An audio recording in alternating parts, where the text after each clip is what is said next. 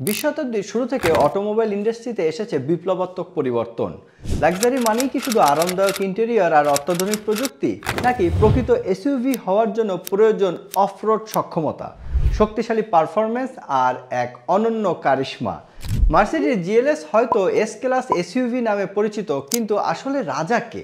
আমি বলবো range rover. কেন? আসুন দেখি সত্যিকারের লাক্সারি এসইউভি কাকে বলে।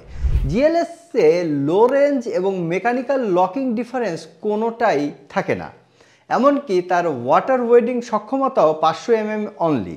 যেখানে ল্যান্ড রোভারের top of the line luxury SUV সম্পর্কে যদি বলি, তাহলে লং হুইল বেস ভার্সনের ভেতর সব ধরনের ইকুইপমেন্ট পাওয়া যায় এবং এর সাথে 900 মিলিমিটার ওয়াটার ওয়েডিং ক্যাপাসিটি পাওয়া যায়। এবং এই গাড়ি এমনভাবে অফরোড করে যে টয়োটা থেকে মডিফাই করা রক ক্রাউলারের মতো।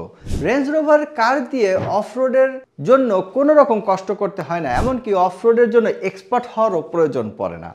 শুধুমাত্র একটি ডায়াল ঘুরাবেন, গাড়ি নিজে নিজেই অটোমেটিক্যালি সব কাজ করতে শুরু করবে। এ তো ঠিক প্রফেশনাল ক্যামেরার সামনে আইফোনের মতো, যেখানে এক ক্লিকে নিখুঁত ছবি পাওয়া যায়।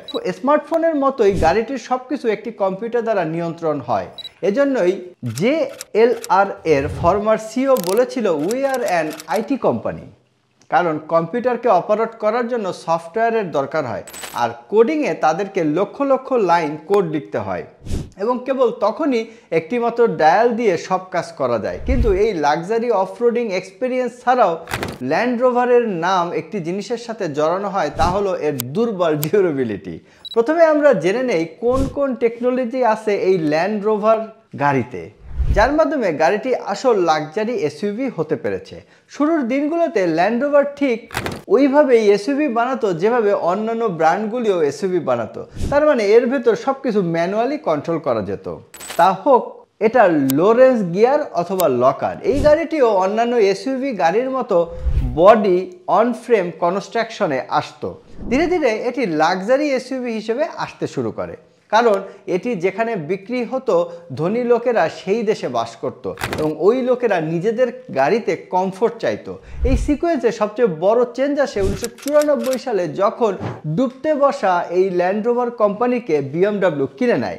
আসলে ওই সময় অন্যান্য কোম্পানিগুলো প্রপার এসইউভি বানাতে পারতো না এবং এর মধ্যে BMW ছিল। এজন্য BMW একটি ডুবতে বসা কোম্পানিকে কিনে নেয়, যেন তারা তাদের রাইভাল মার্সিডিজের মতো এসইউভি বানাতে পারে। এমনকি এমনি করে BMW ল্যান্ড রোভারের অনেকগুলো টেকনোলজি অ্যাডপ্ট করে নেয় এবং নিজেদের X5 লঞ্চ করে। BMW যখন ল্যান্ড রোভারের কাছ থেকে সব কিছু জেনে নেয়, তখন তারা এটাকে ফোর্ডের কাছে বেচে দেয়।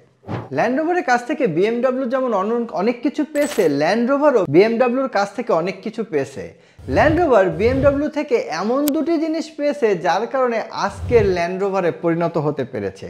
এই দুটি জিনিস হলো মনোশক চেসিস এবং ইন্ডিপেন্ডেন্ট সাসপেনশন। মনোশক চেসিসের জন্য গাড়ি হালকা হয়ে যায়, কম ওজনের কারণে বডি রোল অনেক হালকা মনে হতো এবং 4টি ইন্ডিপেন্ডেন্ট সাসপেনশনও এই গাড়িগুলিতে বডি রোল কমিয়ে দিয়েছে। আজকের দিনে অনেক প্রিমিয়াম ব্র্যান্ড আছে যারা 4টি ইন্ডিপেন্ডেন্ট সাসপেনশনের ব্যবহার করে না, যেমন LC300, যা টয়োটা এর সবচেয়ে বড় গাড়ি। এর মধ্যেও রিয়ারের মধ্যে রিজিড এক্সেল থাকে। চলুন রিজিড এক্সেল সম্পর্কে বিস্তারিত জেনে নেই। আসলে এই যে রিজিড এক্সেল সাসপেনশন ট্রাক এবং এসইউভিতে ব্যবহার করা হয়, কারণ এটি অনেক বেশি রোবাস্ট হয় এবং অনেক লোড নিতে পারে। এছাড়াও এই সাসপেনশনের কারণে আপনার গাড়ি অনেক বেশি আর্টিকুলেশন পেয়ে থাকে, এজন্য ভয়ঙ্কর অফরোড অবস্থায় এই গাড়ি অনেক ভালো পারফর্ম করে।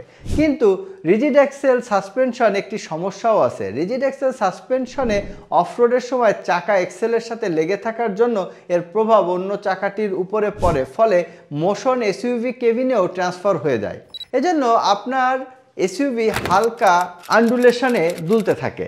অন্যদিকে যদি ইন্ডিপেন্ডেন্ট সাসপেনশনের কথা বলা হয়, সেখানে চাকা কোনো সলিড এক্সেলের সাথে লাগানো থাকে না, এজন্য আপনার গাড়ির মধ্যে কোনো মোশন অনুভব হবে না। তাই কমফোর্টের জন্য ল্যান্ড রোভার এই সাসপেনশনকেই বেছে নেয় এবং তাদের সকল গাড়ি ইন্ডিপেন্ডেন্ট সাসপেনশন দিয়ে বানানো হয়। তাদের যেই হার্ডকোর অফরোড ডিফেন্ডার এবং ডিসকভারি 5 তাদের 4টি চাকাতেই ইন্ডিপেন্ডেন্ট সাসপেনশন পাওয়া যায়, কিন্তু ল্যান্ড রোভারের জন্য ইন্ডিপেন্ডেন্ট সাসপেনশনের আরাম যথেষ্ট ছিল না। এজন্য তারা গাড়ি থেকে কনভেনশনাল শক অ্যাবজর্ব সরিয়ে তার পরিবর্তে এয়ারব্যাগ সাসপেনশন লাগিয়ে দেয়, তাও আজকে থেকে প্রায় 25 থেকে 30 বছর আগে। আসলে এর মধ্যে কিছু কম্পোনেন্ট যুক্ত হয় যা পুরো সিস্টেমকে রান করে। যেমন এতে এয়ারব্যাগ স্টার্টাস থাকে যা ইনফ্লেট এবং ডিফ্লেট হয়, যাতে করে গাড়ি হাইট উপরে এবং নিচে করা যায়। এর মধ্যে প্রেশারালাইজড এয়ার দ্বারা ভরা একটি ট্যাঙ্ক থাকে যা এটিকে ইনফ্লেট করতে সহায়তা করে, এবং গাড়িতে একটি পাম্প থাকে যা গাড়ি উপরে উঠাতে সাহায্য করে। এছাড়াও একটি সেন্সর থাকে যা হাইট কন্ট্রোল করে। আরেকটি কন্ট্রোলার থাকে যার মাধ্যমে ডিজায়ার হাইট বেছে নেওয়া হয়, ফলে রাইড কোয়ালিটি অনেক স্মুথ হয়ে যায়। রোলস রয়েসের মতো গাড়িতেও এখন এয়ার সাসপেনশন ব্যবহার শুরু হয়েছে, তবে এখনও অনেক ব্র্যান্ড এয়ার সাসপেনশন ব্যবহার করে না।